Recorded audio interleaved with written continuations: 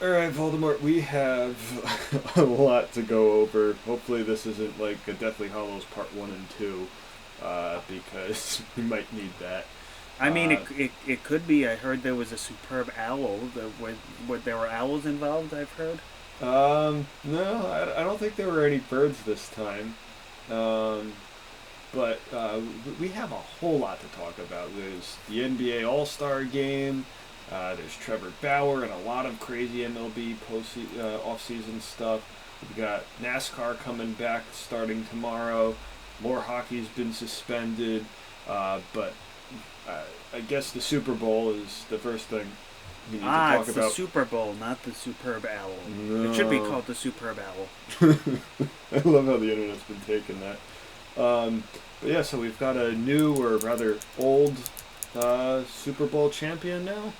We've got Tom Brady winning his now record-setting seventh Super Bowl win, um, which makes it more interesting because he did this without Bill Belichick. The Super Bowl was in Tampa Bay. The Buccaneers were the designated home team, and the Buccaneers won. So what does that say? Well, it's also another come from behind win for Tom Brady if you count 3-0 as come from behind. Yeah, And also, if Tom Brady was a football team, he'd have the most Super Bowl wins yep, of anyone because no team has more than six, and now this is Tom Brady's record-setting seventh ring. yeah. So he won six with the Patriots over the last 2 decades. Which And were the Patriots' only six wins. yes, Patriots only 6 wins. They had lost like I think in the late 2000s or something like that, or maybe it was the 80s, something like that. Yeah, 2000s was Brady. Yeah, before we cared about football, Yeah, the exactly. Patriots had lost the Super Bowl game. Um, but what I find interesting is I don't know how too familiar you are with Calvin Johnson. Vaguely. He is a Hall of Fame wide receiver for the Detroit Lions. He played 9 seasons. He was able to get drafted, play 9 years, retire, and then get elected into the NFL Hall of Fame, all between Brady's third Super Bowl and now his 10th Super Bowl. Yeah, so one of the most accomplished wide receivers of all time. Um, has basically played his entire career and got into the Hall of Fame before Brady was done winning Super Bowls. Yeah, Jesus. But yeah, so I just want to go over what basically happened to get the Buccaneers to the Super Bowl. I only watched the first half because this game was just basically done by that point. Yeah, Um, I'll tell you the easy answer. Step one: the Buccaneers didn't allow Patrick Mahomes to convert a touchdown. which got some kid like $45,000. Yeah, who would expect if in a Super Bowl that one side would not have a touchdown? This is not Especially if where. it's led by Patrick Mahomes. Yeah, So, props to that kid. yeah. Um, but let's go. And first off, did you know that the touchdown to Rob Gronkowski in the first quarter is Tom Brady's first quarter touchdown ever in the In the Super Bowl? Wait, he hasn't had a touchdown in the first quarter. Apparently not. He's won That's what all. they were saying. He's I won was all. like, how do you go 9 Super Bowls and not have a single touchdown in the first quarter? Well, I guess that's why he's called it's always the comeback wins for him Yeah. in the Super Bowl because it takes a while for him to get going. Yeah. So anyway, Kansas City was up on the board 3-0 on a field goal. Then Brady marched down, got a touchdown pretty quick. Both teams were just not getting anything going. They were doing a lot of running and some short passes. Mahomes just couldn't complete a pass to save his life. Brady was having more success, but they were having some, I guess, more success running the ball. So it was a lot of like 3 and outs, and well, maybe not 3 and outs, but the ball wasn't really going much. And then we get into the late first quarter, 1st and 10 at the Kansas City 38, because it was a punt, and it was a really bad punt, I believe. Yeah. So what happened before that was Kansas City punter had the ball, sorry, I think it was a goal line stand, Kansas City, and they get the ball at the 1, but then they don't really go very far. They're still pinned in their zone, and they got to punt the ball, and the punter shanked it and didn't go very far. So Brady gets the ball at the 38 of Kansas City. He throws it to Gronkowski for 9 yards, and then the next pass is tipped at the line by the defenseman. Then the wide receiver tips the ball, and Matthew of the Chiefs intercepts the ball, and he's taken down like right there. He's all excited because this was a big play, because Kansas City just had that goal line stand, stopped getting that touchdown, had a bad punt, and now they're like, all right, well, we got the ball back now, and we're in like some pretty decent position to restart. And apparently there was a defensive holding call, and it was resulted in a no play, and the Patriots, the Buccaneers would then get the ball back, and they would get to keep going instead of it being a turnover on downs. And after that, they ran the ball for a little bit, short pass for 4 yards, incomplete by Brady, so they go for a 40-yard field goal. It's good, but the idiot on Kansas City was offsides, and it was 4th and 5, so it's a 5-yard penalty, makes it 1st and 10, and then Brady throws a 17-yard touchdown pass to Gronkowski. And that's your score, 14-3 at that point. And then from there it just got worse. And it just got worse. So those 14 point that touchdown there gave them 14 points, which the Chiefs were only able to score 9. So that's your game winner on the blown holding call, which was definitely not holding.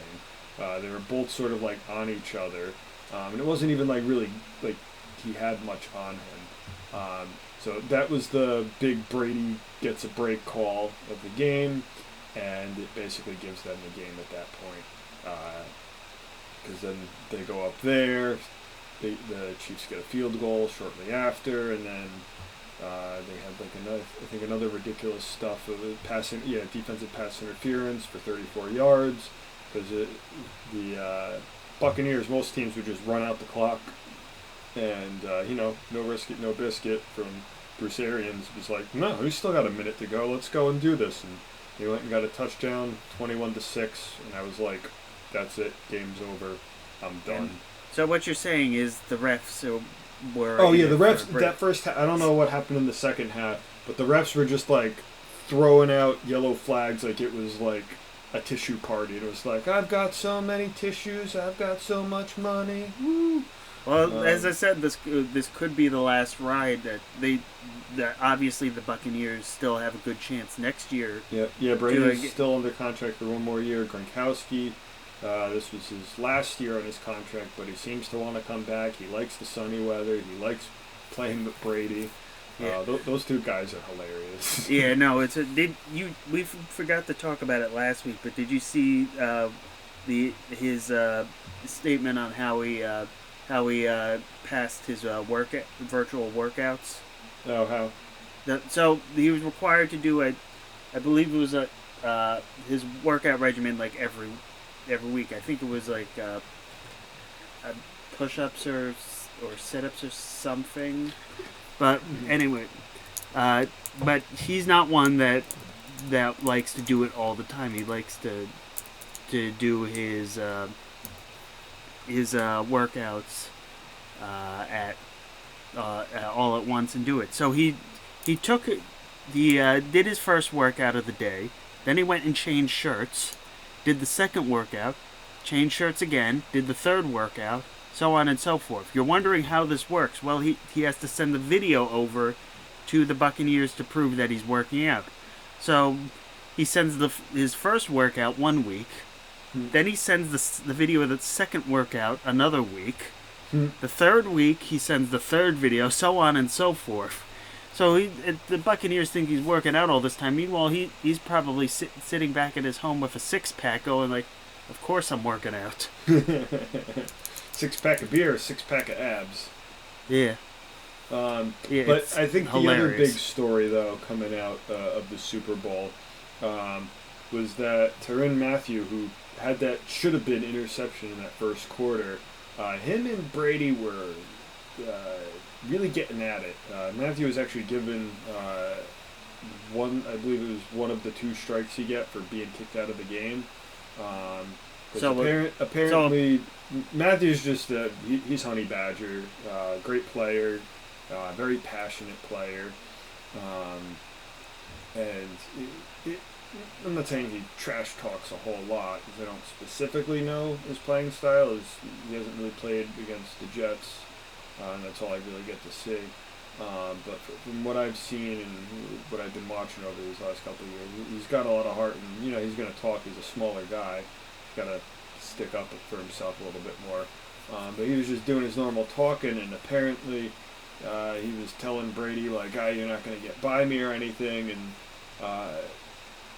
he gets the interception, and Brady's like, nope, that was holding, no good, and they were going back and forth, and then Brady finally gets the touchdown to Antonio Brown, and Brady comes right up to Mathieu and just taunts him, gets in his face, doesn't even go to celebrate with his teammate. He's just taunting the hell out of him.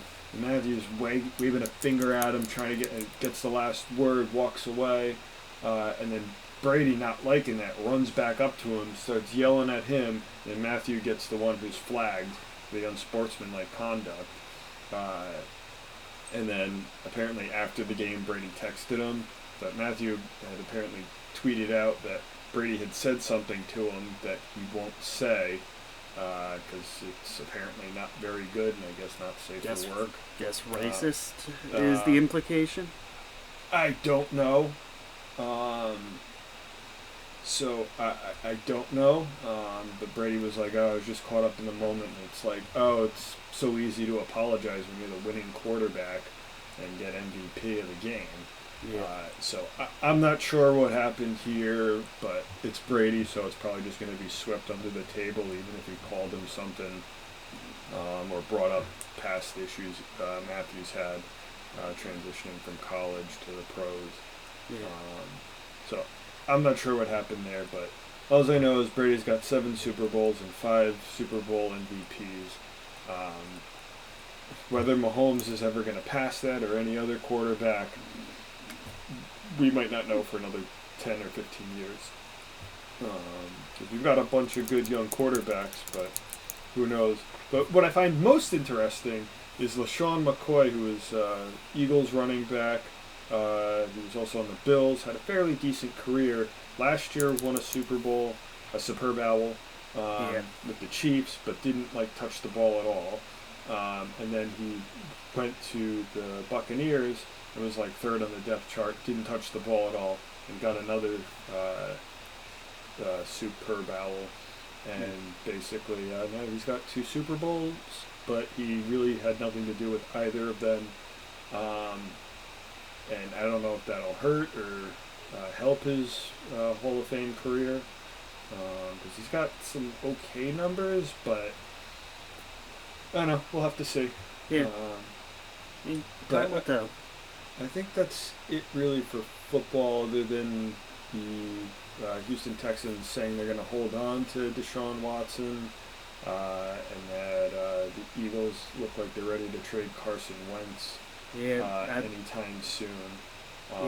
It looks like, based on what's being said, that it's the Bears or the Colts, which the Colts make sense. Their quarterback is retiring, and for Philip Rivers, and then the Bears, meanwhile, they're kind of looking. Bears. They're the Bears. They're kind of Yeah. So they're looking for anything to possibly. Carson Wentz is always hurt. He's got a massive contract, and apparently the Eagles want something back as what the Lions got for Stafford, but Stafford's been a way healthier quarterback, a way better quarterback than Carson Wentz. Carson Wentz didn't even win the Super Bowl. It was Nick Foles. Yeah, he was hurt. He has the ring, but he didn't win the big game of the playoffs. Yeah. So, well, It's Yeah. also interesting that Wentz wants out, but the Eagles say, no, we're fine keeping you. So this is probably going to be a interesting saga to watch over the upcoming NFL offseason. I mean, speaking of off seasons and sagas, we finally come to the end of Trevor Bauer. Ah, yes. So, you want to walk us through what happened on his website? So yeah, well, before that, we got to go the day before Mm-hmm. when news broke late on the 4th, that the Mets were closing in on a deal with Trevor Bauer. They saying that it was all done. They were largely saying 3 years, opt out after the first year. He wouldn't get as much money per year as Garrett Cole, which is what he wanted to get coming into this offseason, but he'd have the opportunity to opt out and try again, potentially even after 2 years, so that if basically a 1 year deal that Bauer could extend 2 more years. Mm-hmm. Well, then it came out Friday that he signed the deal, but not with the Mets, Yeah. and he is now a Dodger. 3 years, $102 million, including a $40 million salary in 2021, $45 million in 2022, and then the rest of that, which, if my math comes out right, Like is 17 million or something like that. Yeah.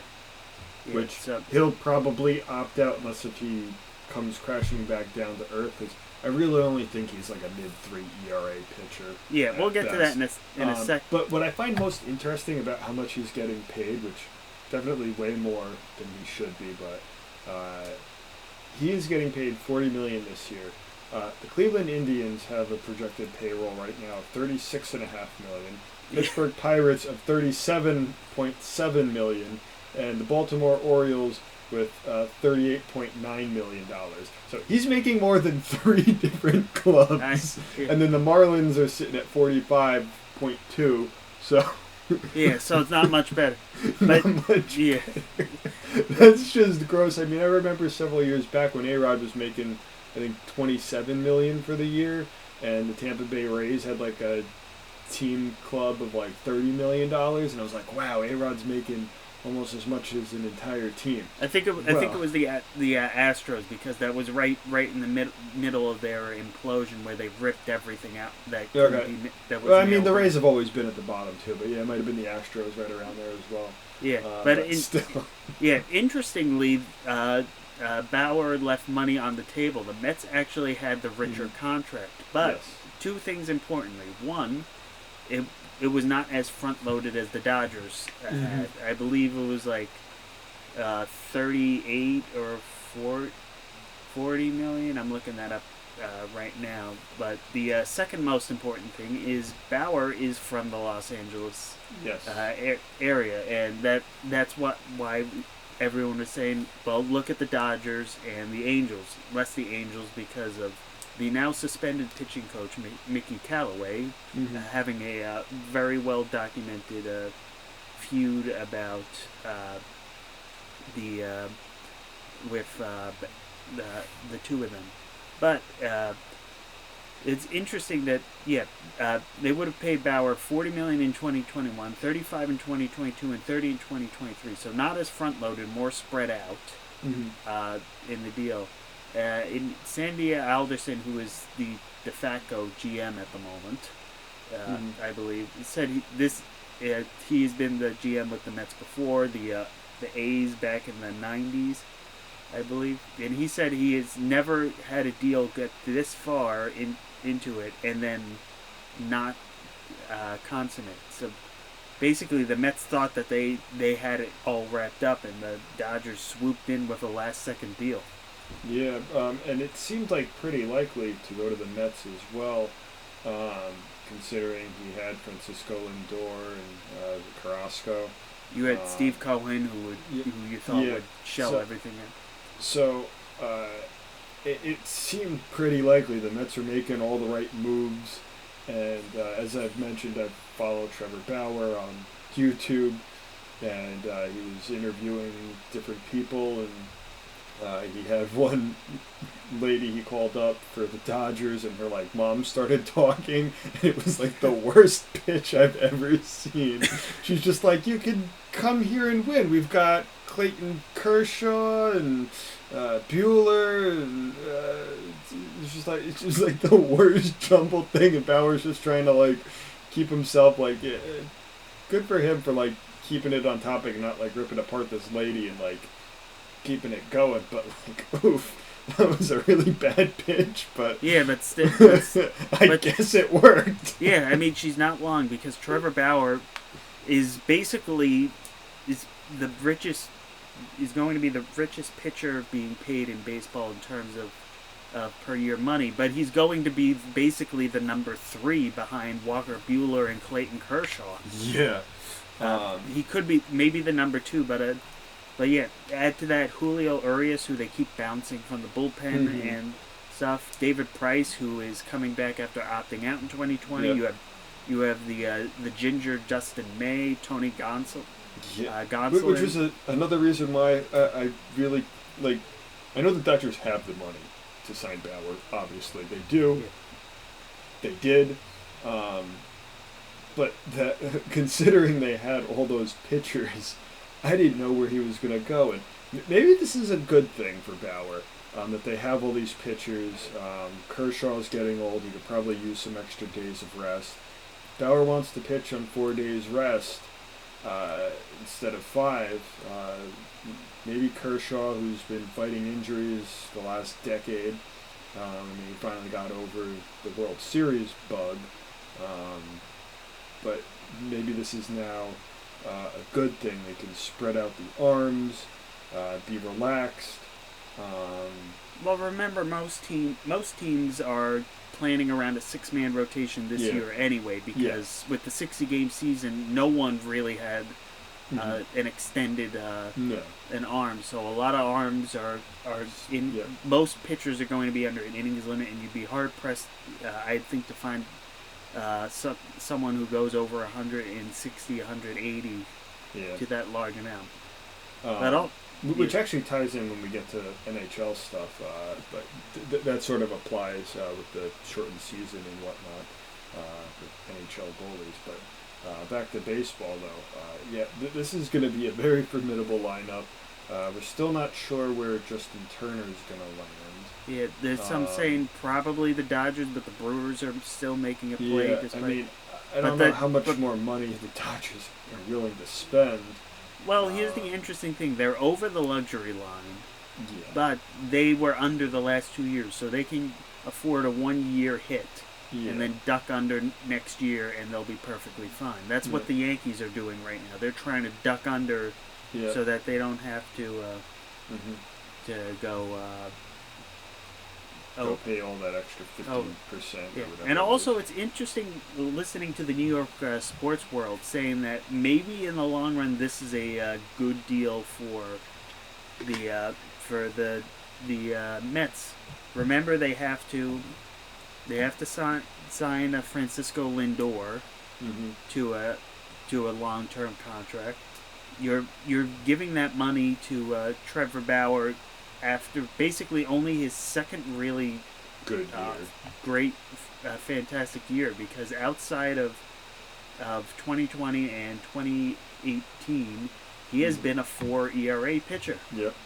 There's no getting around that. He is. But you have to remember, a couple years back, he was pitching. I think we've covered this before.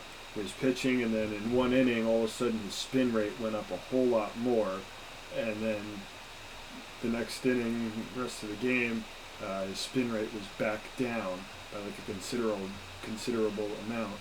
And then this past year, his spin rate jumped all the way to the top of the boards by like 400 or something like that, something ridiculous and unattainable just by throwing harder. So I'm guessing Bauer finally used some sticky stuff on the ball. You talked to the Angels guy and said, "Hey, can you give me some of that?" I mean, he had to have been doing something for his spin rate to go that much higher. He sort of hinted about it too, so it just sort of makes sense. And it's sort of like a conversation I've had with my coworkers at the print shop, where like you have some of these guys coming from like Dominican Republic or Cuba, Venezuela. Some of these guys where living conditions are not as nice as the United States, depending on which perspective you're taking. But on the whole, the United States is a lot better. But would you take steroids to have a really good year, sign a massive contract, and then get caught, but now you've made an extra $30 million that you can send back to your family instead of maybe only like $5 million? Do you take the steroids and help your family out and tarnish your reputation? Does Trevor Bauer use some sticky stuff to go get $40 million this year when he probably only would have maybe made 12? Well, it's like how with Barry Bonds, that people widely agree that the only reason he took steroids was because he was doing all these great things for one most historic 40 home run, 40 stolen base seasons, and no one cared because Barry Bonds and Mark McGwire had juiced up and were hitting 60, 65 home runs each year. So he's like, I got to do that too to be relevant. Yeah. But getting back to the Mets, that as said that they have to re-sign Francisco Lindor. They might reuse this money to go after Jackie Bradley Jr. this year. Because they haven't had a true center fielder since Carlos Beltran, I think. Oof. Or basically back when he was on the team. I forget if he actually played. Did he play center field back then? Anyway. Where's the band up then? Yeah. But also that, as I said, that Bauer had two fantastic years, but before that and in between those two were mediocre seasons. So and with the fact that it's a short-term deal and they can opt out of it, that they could go after Bauer again in a year or two. And also, importantly, they have to re-sign Jacob deGrom at some point. He's not going to be cheap. Yeah, he has 3 more guaranteed years. 3 more guaranteed years, and then he'll be a free agent after his age 35 season, I believe. No, which I would imagine he has a lot less mileage on his arm, based on how his career has gone. So I could see him being a pitcher that can last a good long while. Plus, also at the moment, after his age 32 season, he hasn't shown any warning signs of slowing down quite yet. Yeah, and as we've seen with Tom Brady, you can play into your 40s. Or Bartolo. Yeah. But yeah, other things importantly, including that the Mets only have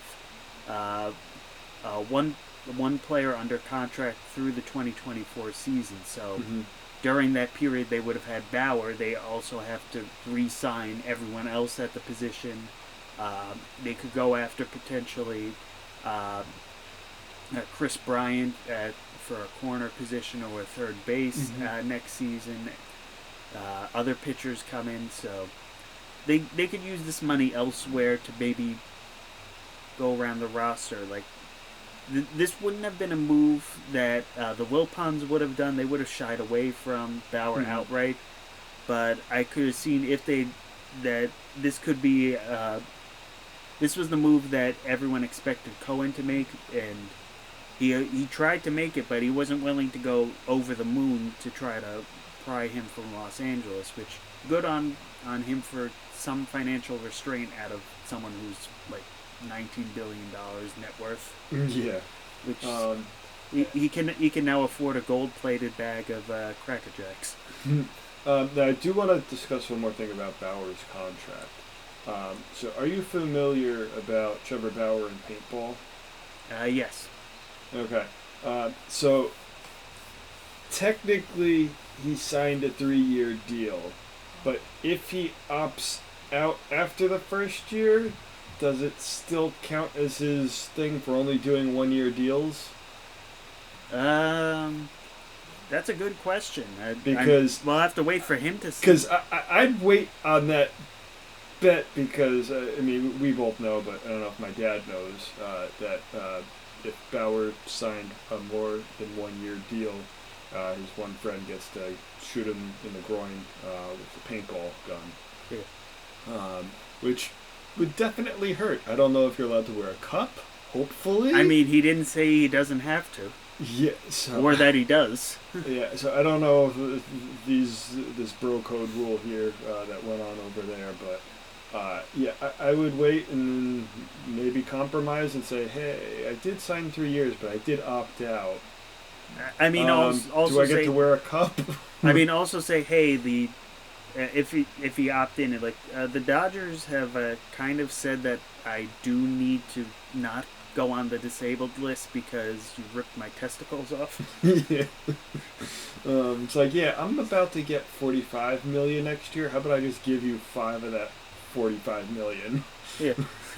Yeah. Here, invest in GameStop.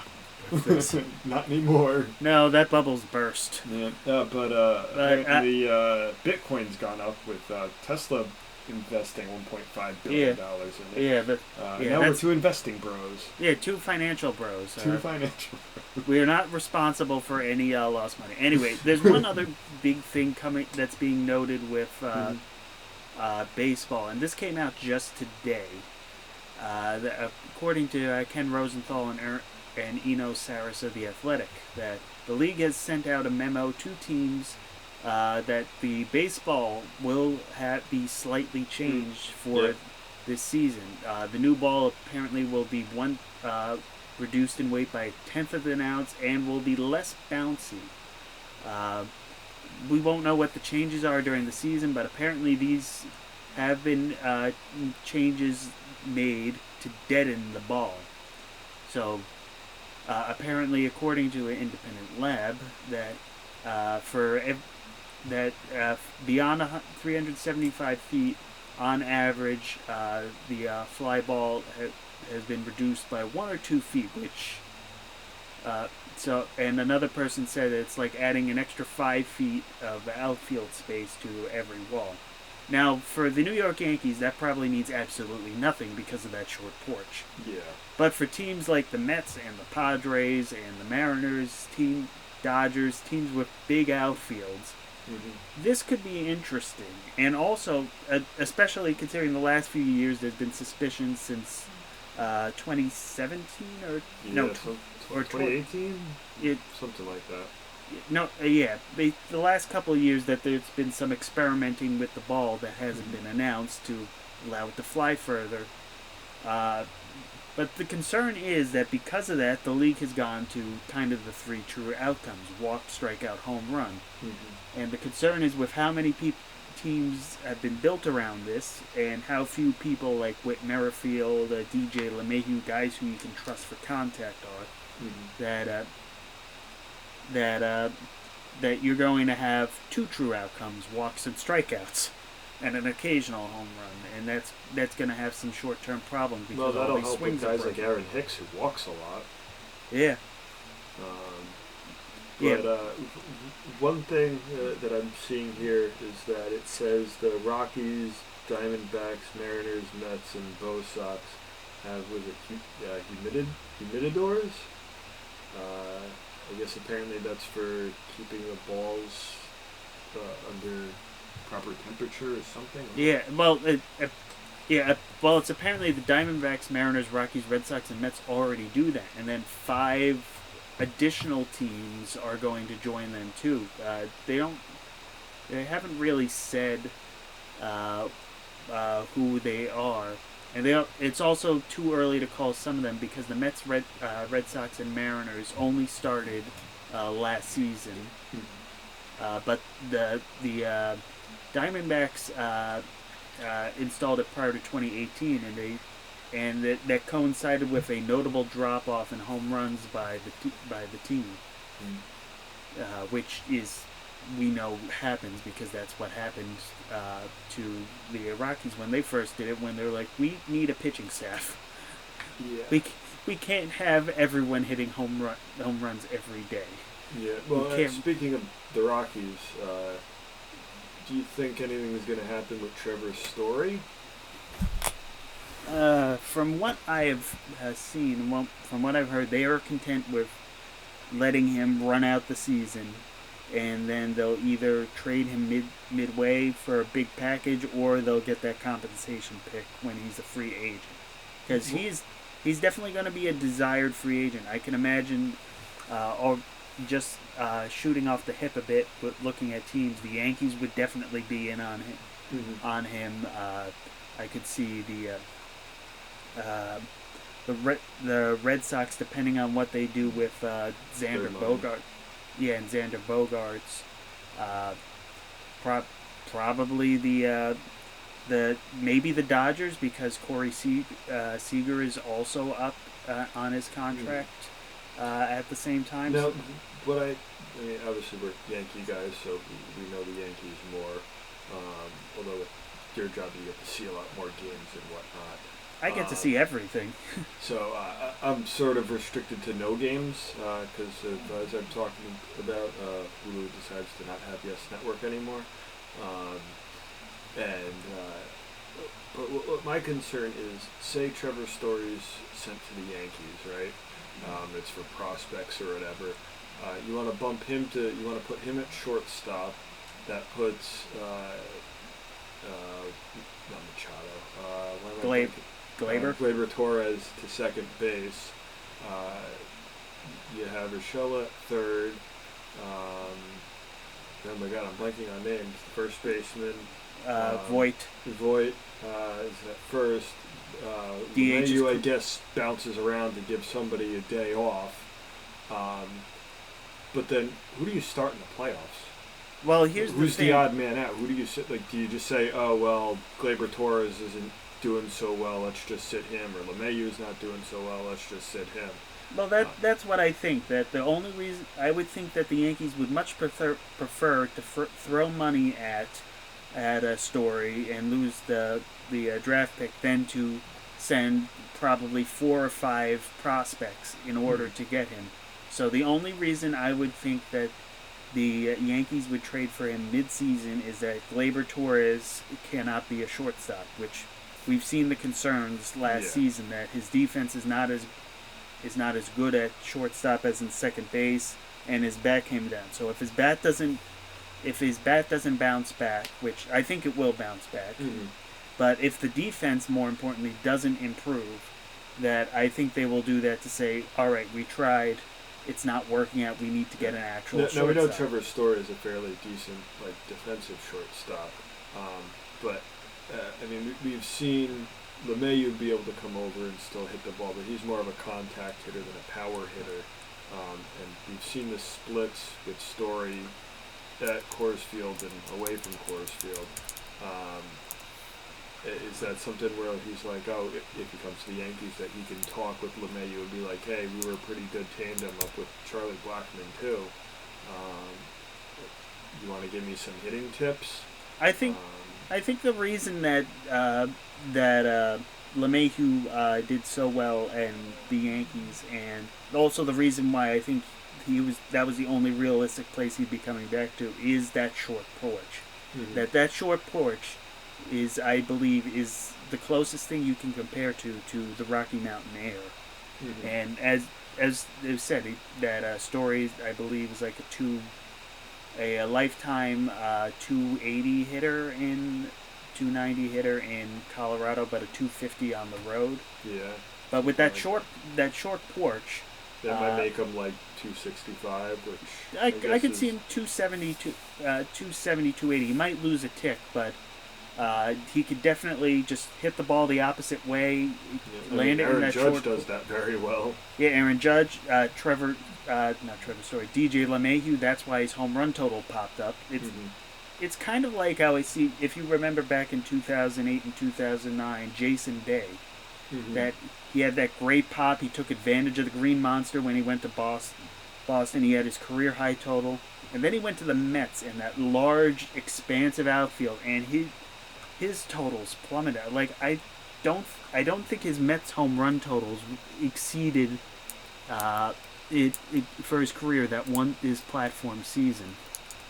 So I think it's something that players like to go where they're winning, but there's a class of players that I believe should very much look out for themselves and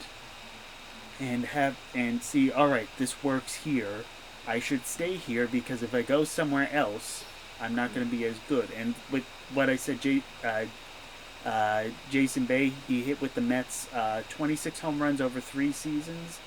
His platform 2009 season, he hit 36 home runs. So in 1 year, he hit more home runs than he did with the Mets over his entire career in Flushing. That's ridiculous. Yeah. Obviously, there were other things going on with his health at the time, but still, it was a precipitous drop. Yeah.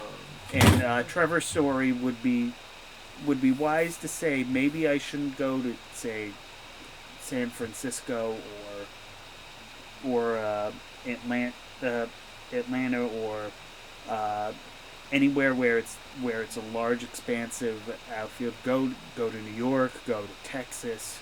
Go to places where the ball will fly, it will hit out, and you can take advantage of that. Yeah. So I guess taking advantage, Marcell Ozuna got to take advantage of a nice shortened season where he hit 338 and parlayed that into a 4-year, $64 million deal. Yeah. So, as we talked about years ago, when the Marlins were having their fire-off sale, that we had Christian Yelich looked like the best out of everybody between him, Stanton, and Ozuna, as Stanton struggled to be healthy and consistent. But he still had a great first season with the Yankees, and he did well in the playoffs in 2019 and 2020. Well, Yelich, not 2019, but 2020 he did. Yeah, Yelich decided to have a couple really good seasons with the Brewers. Yelich just decided to become an entirely different player than what he was with the Marlins. Yeah, but then Ozuna, as we talked about, he really had a bit of an outlier season with the Marlins his last year, hitting .312 after not cracking .269 in any of his other seasons. He didn't really have he had 23 home runs in 2014 and then again in 2016, but then in 2017 he hit an astounding 37 home runs, 124 RBIs. He did strike out 144 times, but he hit .312 that year. And then he was traded over to St. Louis, where his average dipped to .280, which was still second best. And then he didn't do so hot the following year, hitting .241. Then last year in the shortened season, he hit .338. So is he maybe just a late bloomer? Or is this just like another, hey, this was just a 60-game sample, and the Braves are going to, regret this deal? Well, the talent has always been there. Like, even his .241 season, he hit 29 home runs, which was the best of his career outside of that 2017 season. Also remember, this was the first time he was used almost exclusively as a DH. That he played 39 games at DH, 19 in left and 2 in right. So he was able to get rest that he never was able to get with the Marlins or the Cardinals. This year, at least for one more year, unless there's a last-second deal, the pitchers will be hitting, so he will have to play in the outfield. So I wonder. His defense has been labeled as okay. Despite his Gold Glove in 2017, it has shown a couple steps back as of late. So we could see maybe if being in the outfield lowers his play, but he has always had that 25-30 home run power, and so I could see this panning out. Maybe it's a little richer than you'd like, but for what you get, $40 million a year rich. Yeah, but I could see him easily being a 280, 25-30 home run player who drives in 80 to 100 a year. Yeah, but in today's modern baseball, that's no good. You have to hit 50 home runs. Don't worry, he has Freddie Freeman there. He doesn't have to be that guy. Freddie Freeman already is. Yep. And as I said, with the baseball being deadened a bit, you might see a return to what it should be, whereas it doesn't matter how flashy it is, just drive the running. Yep. So yeah, what else do we have in the baseball world? Let's see. Ohtani got an extension for arbitration or something like that. Yeah, he 2-year deal to avoid a what would have been a very confusing arbitration season, considering 29. He's been a hitter for 2 years, with two good years as a hitter with basically 25-30 home run and a 280 average. But then last year, where he only played 44 games and plummeted to a 200 hitter, 190, and then on the pitching side, since 2018 he has pitched 1 2/3 innings with an ERA of 37.80. Yikes! Including one outing where he could not get a single out.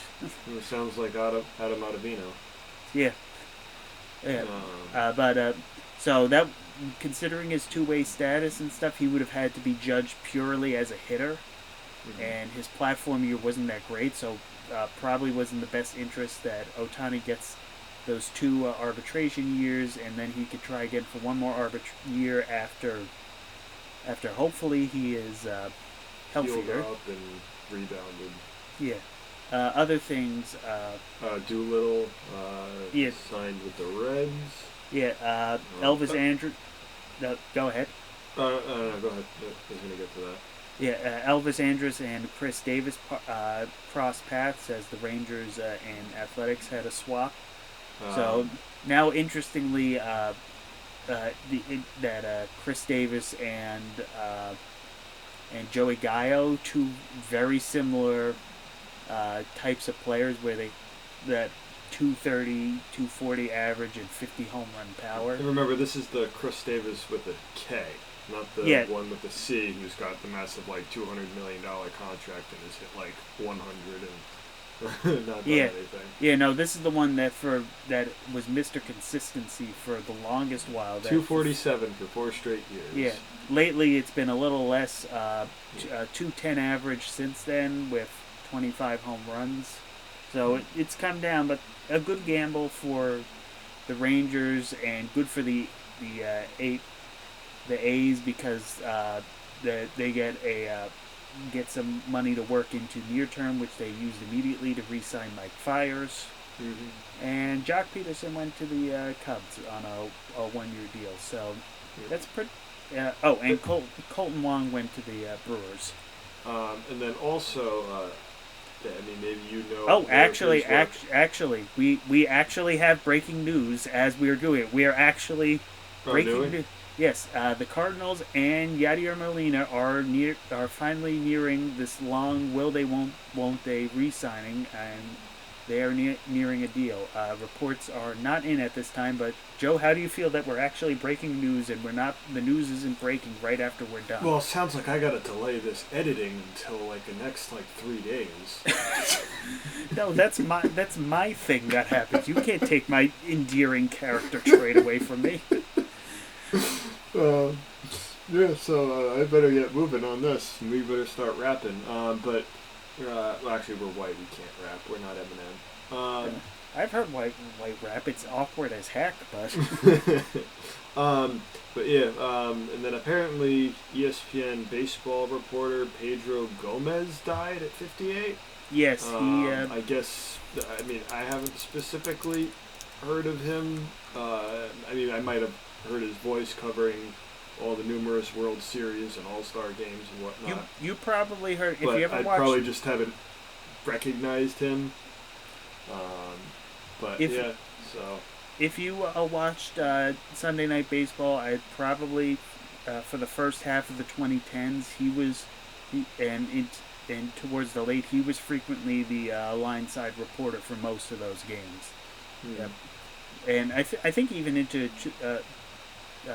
for a long time, but he was always their on-field reporter, kind of how like Fox has Ken Rosenthal a lot for theirs. So definitely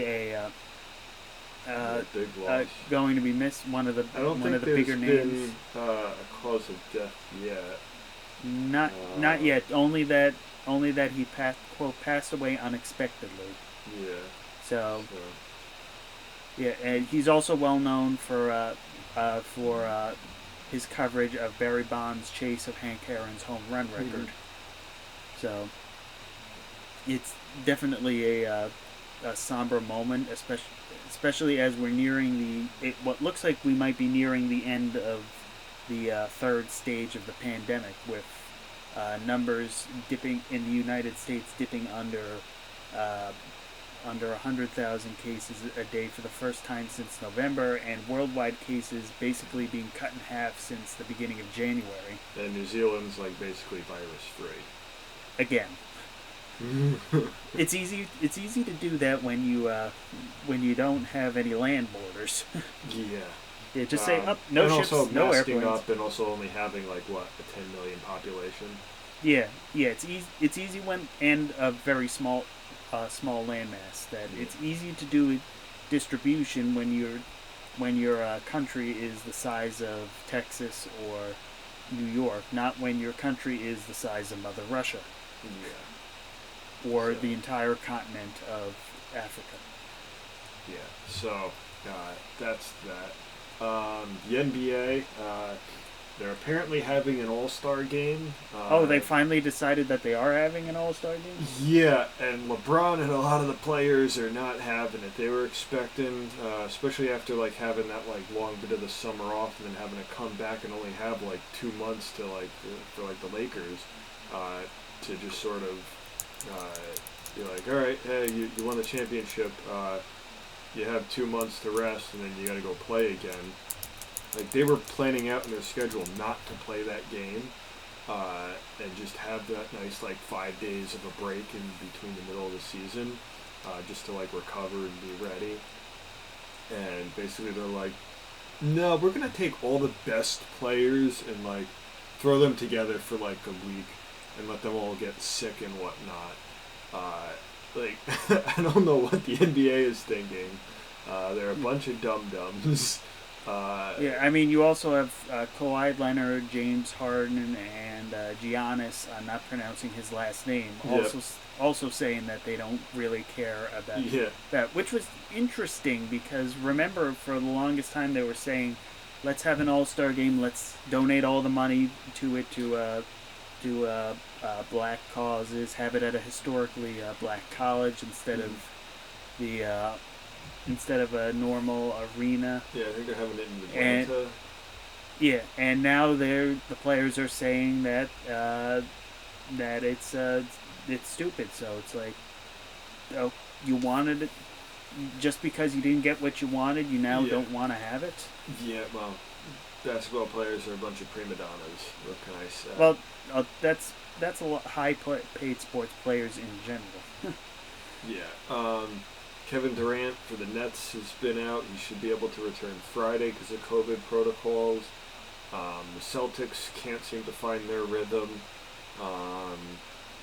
The Knicks traded for Derrick Rose, so he's going to go back to the Knicks. He was there previously, several years back. I mean, he was an MVP with the Chicago Bulls. And then he had that devastating leg injury in the playoffs against, I think it was the 76ers, when he shouldn't have even been on the court because they were up so much in that game. Then they would end up losing, and then he just sort of never found his rhythm again. The last 2 years, he's sort of like refound it a little bit, but still not quite the same. He's not going to be the number one guy on the team, but I think he can be a fairly different role player, fairly decent role player, and maybe get his career back on track. Maybe not win an MVP. I don't know how much the Knicks are really going to win an NBA championship anytime soon. Well, But they're better than some. If when we talked about the Wizard, Pistons, and Timberwolves being at the bottom, and I believe it was there were it was four. There was 4 wins, and 5 wins, if I recall. yeah, something Uh, like that. in the week since, those three teams have won a grand total of 3 games. That's awful. 5-15, 5-18, and 6-17.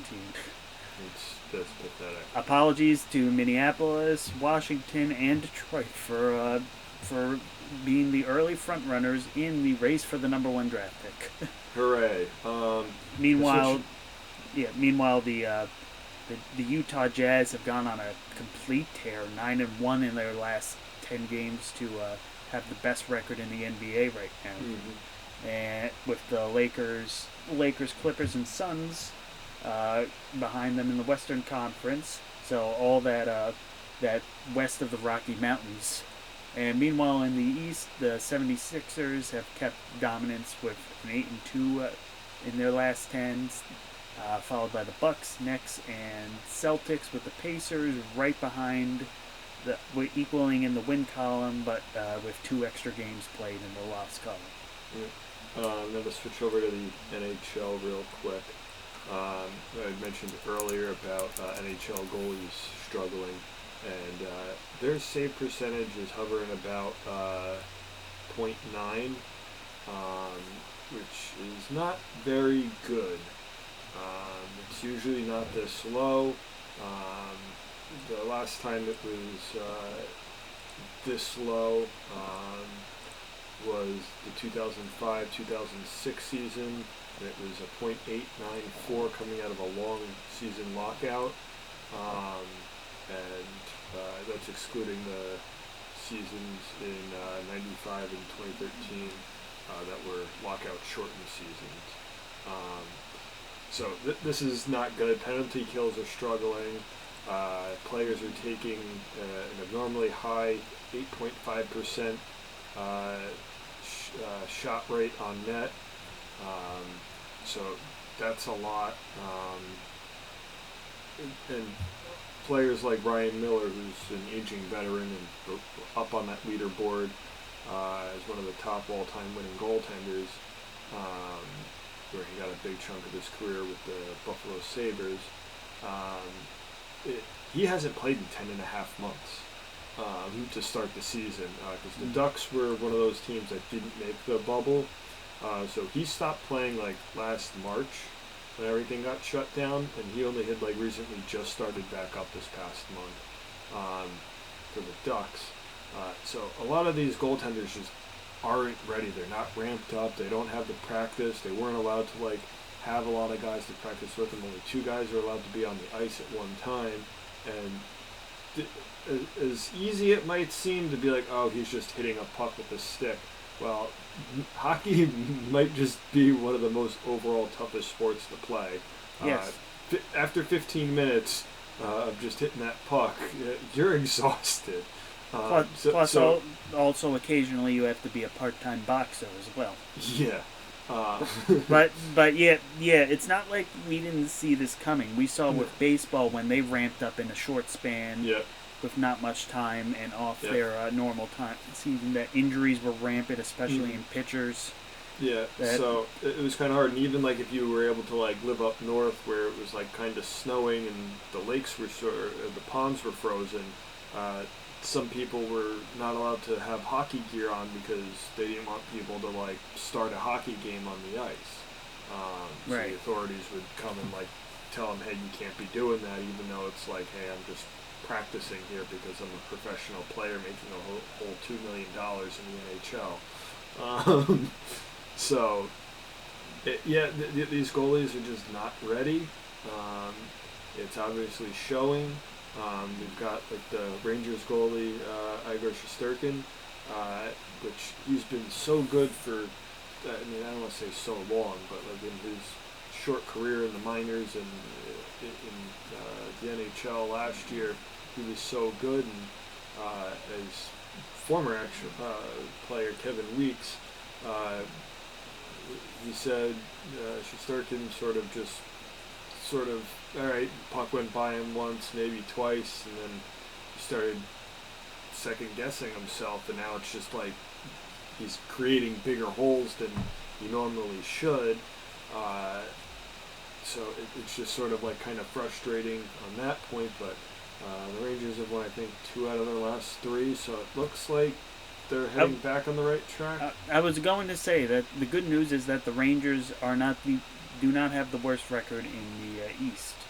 Yeah, that they are tied. They were in a they've 3-way tie for the worst record in the East with the Islanders and the Sabres. Well, they're playing the Islanders tonight right now. It's 0-0 in the second period. So we'll recording. So yeah. That could change. Yeah, I believe based on because they all have had 4 wins, 4 losses, and 2 overtime losses. Yep. The only difference is the Rangers are at a +1 and on a 2-game winning streak. Yeah. I guess they did win 2 out of their last 3. And the Devils aren't much better because they have 4 wins, 3 losses, and 2 overtime losses. So and the they just Penguins are only 1 point ahead there, and I think top 4 teams in the division make it. So technically the Rangers are 1 point out, and they've played 1 less game than the Penguins. So if they win, they would jump over the Penguins. They're at least doing better than the Ottawa Senators. You want to know what the Ottawa Senators' record is? They have a measly 2 wins, 9 losses, and 1 overtime loss for a whopping 5 points with a -24 goal differential. Yeah. And 1-8-1 in their last 10. So this also explains why the best records are right now in the Canadian division, the North Division, with the Maple Leafs 9-2-1, the Canadiens 8-2-2, the Jets 7-3-1. Yep. They're basically beating up that, and also the Canucks, who are 6-9 with no overtime losses. But you do have to remember, though, is you're only playing your division, so it won't be like, oh yeah, the East all had teams with like 85 points this year or 90 points this year. Like they had a couple of years back where they had so many teams with so many points. No, but each division's gonna have the same amount of points overall. Yeah, but that could might be more top heavy or whatnot. Yeah, but remember that has other implications: the playoff structure, draft seeding. Yeah. So we might see a team finish with. I don't remember how many games they're playing, like 70 or whatever it is. Something like that. A team might finish with like, say, 80 points. A couple of them. One team might finish with somehow like 95 points. But you might have a team that's finishing 10 points less and might actually be the better team because they're just in a tougher division. Yeah. And that's what it's going to come down to this year. What teams are just going to beat up on each other and split games. So that's going to make it interesting. What's also interesting is NASCAR's back tomorrow. Hey. So what we're going to actually have, it's a weird thing. It's a clash at Daytona. The clash eligibility is anyone who's won the Busch Pole last year, any Busch Clash winners, Daytona 500 race winners, Daytona 500 pole winners who ran full-time in 2020, and the 2020 NASCAR Cup Series playoff drivers, the Cup Series race winners, and all the NASCAR Cup Series stage winners are going to be in this race. It's only an exhibition race. It's completely crazy, and it's going to be done on the Daytona road course racetrack, which is like 3.61 miles. 3.61 miles over 14 corners. And then we'll start breaking in the next day. For Wednesday, we'll have the first of the two. We'll have the 2 duels we'll have the qualifying, and then we'll have the duels after. We'll determine other things, qualifying, and then the actual race starts for NASCAR on Sunday, on Valentine's Day, February 14th. So NASCAR is in the straightaway. We're gearing up. We're getting ready. And we are going to zoom out because we are running out of time. Yep. And that is the end of that. Voldemort, this has been another wonderful, long podcast. Might be one of our longest ever. No, it's up there, but I It's up think there. we've had longer. But anyway, everyone, stay safe. We're almost out of this. We got just a few more months to go, and we'll be back to good old normal sports. Normal. Don't be a talk. Karen. Get your vaccination. When you can. Yeah, when you can. Don't cut the line. We'll see you next time. All right. Bye.